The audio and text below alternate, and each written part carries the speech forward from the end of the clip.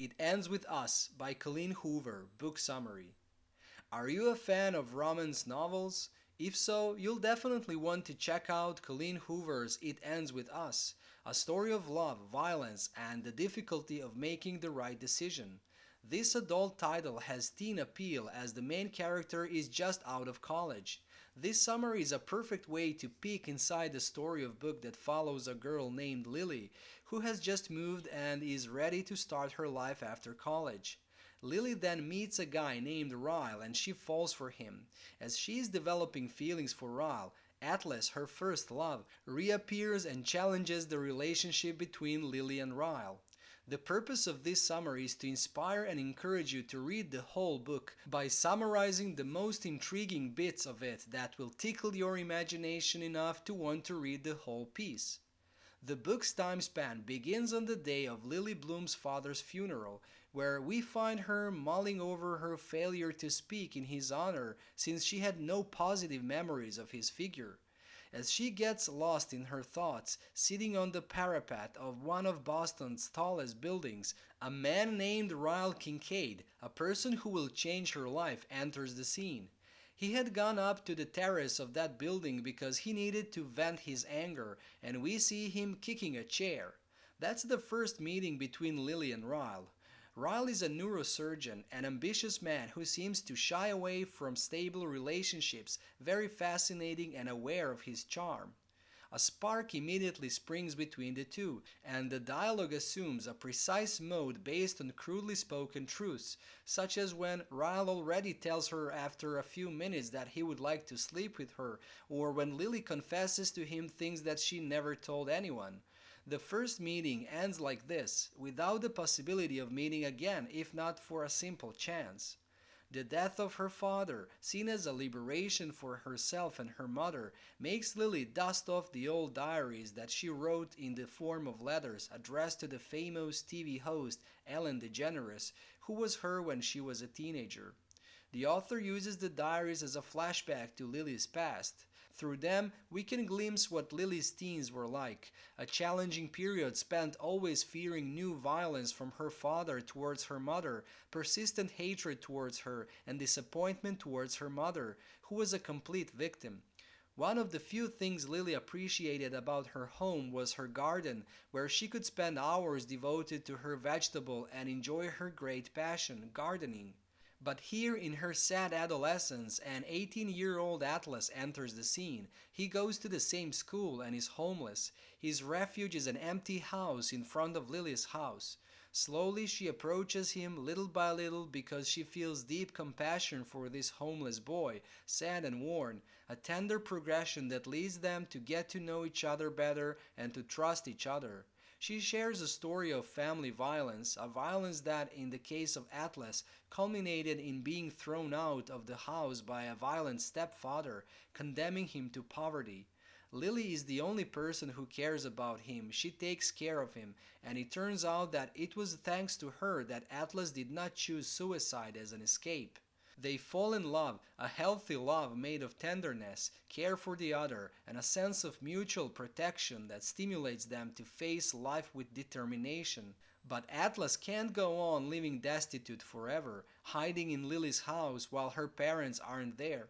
The opportunity to start living an everyday life again comes for Atlas when his uncle from Boston tells him he can go and live with him, finish school there, and then join the Marines. But before moving, he promises Lily that as soon as his life is peaceful enough, he will go looking for her, and they will finally be able to live their love freely.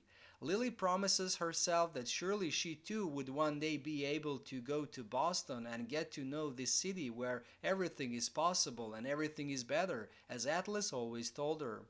Months after that first meeting with Ryle, Lily has found the determination to start her big dream, to have a flower shop and devote herself entirely to her project. By chance, Lily hires a saleswoman, Alyssa, who turns out to be Ryle's sister, and thanks to this coincidence, read as a sign of destiny, the two meet again. Over time, even though Ryle was initially reluctant to deal with serious stories and preferred to focus on his ambitions as a neurosurgeon, the two of them forge an even stronger and more attentive relationship which amazes Lily, Ryle, and also her sister Alyssa, who in the meantime becomes Lily's best friend and confidant. In the first part of the book, we see how Ryle ultimately wins Lily's heart with his initially elusive behavior, which is transformed by becoming more and more present and showing sincere interest in having an increasingly close and intimate relationship with Lily. The love between the two is very passionate and vigorous, described by Lily in very different tones than the words used for Atlas.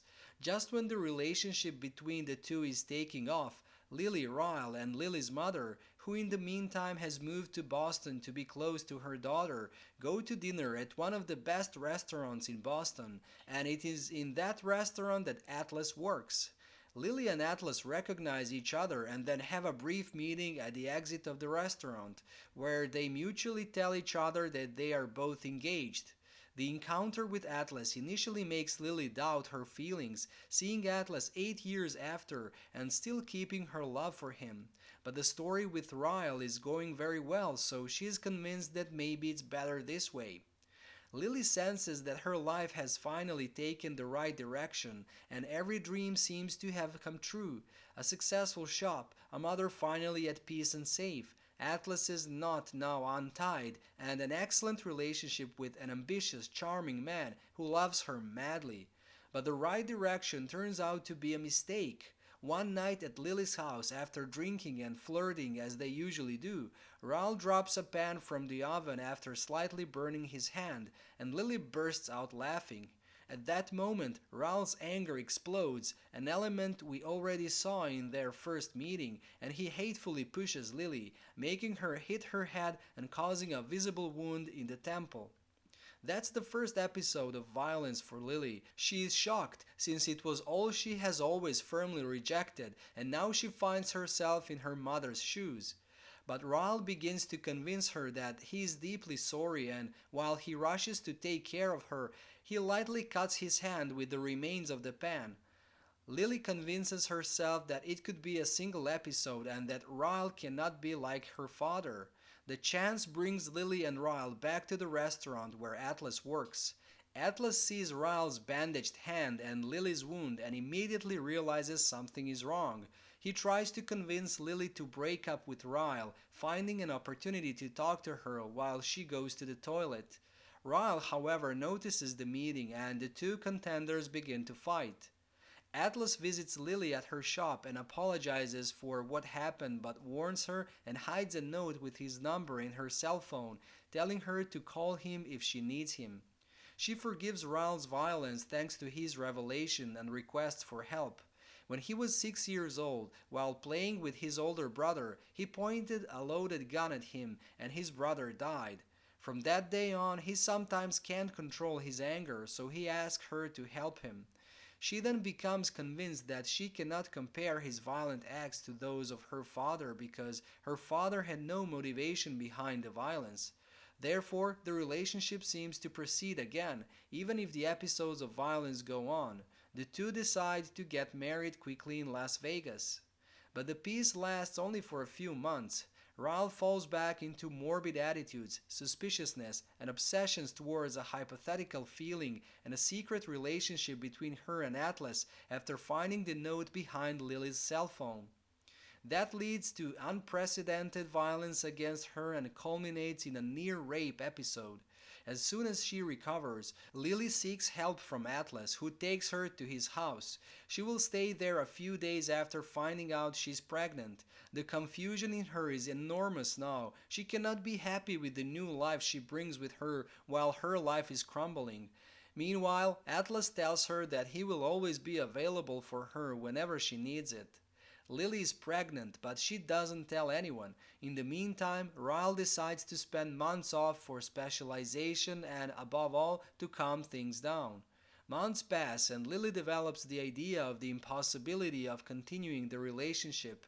However, she's also expecting a baby, and sometimes she's tempted to forgive Ryle because she still has a great weakness for him. Ryle returns and learns that Lily is pregnant. He's excited and already in love with the daughter on the way. Even though he shows himself balanced again and respectful of Lily, as soon as the baby is born, her name will be the same name as Ryle's older brother. Lily understands what decision she has to make and chooses a divorce. 11 months later, she accidentally finds herself with Atlas. Finally, as they have been waiting for years, they can be together to continue their peaceful love, made of tenderness and protection. Healthy love, after all. This brings us to the end of today's video. Tell us in the comments which book summary you would like to hear next. And don't forget to like and subscribe, and make sure to hit the bell button so you can get notified whenever there's a new book summary ready for you.